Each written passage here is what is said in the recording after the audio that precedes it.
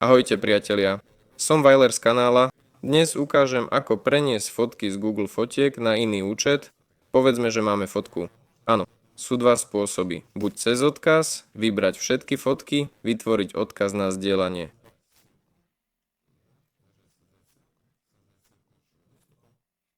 Klikneme kopírovať a môžeme si fotky pozrieť. Tak, áno. Vyberieme potrebné fotky. Pravým kliknutím ich stiahneme, ak treba. Druhý spôsob je cez službu. Máme dva účty. Služba sa volá MultCloud. Ideme tam. Kliknem na registrovať, lebo nemám účet.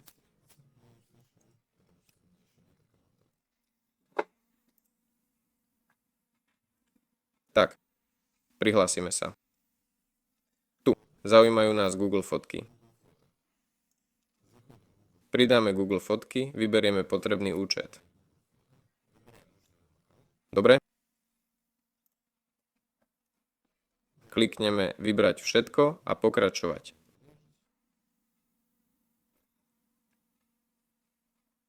Máme náš prvý účet. Áno. A potrebujeme ešte jednu.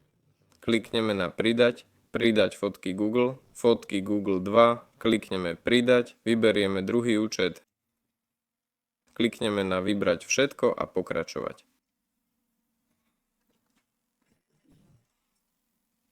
Tak, teraz môžeme prenášať súbory medzi týmito dvoma oblakmi.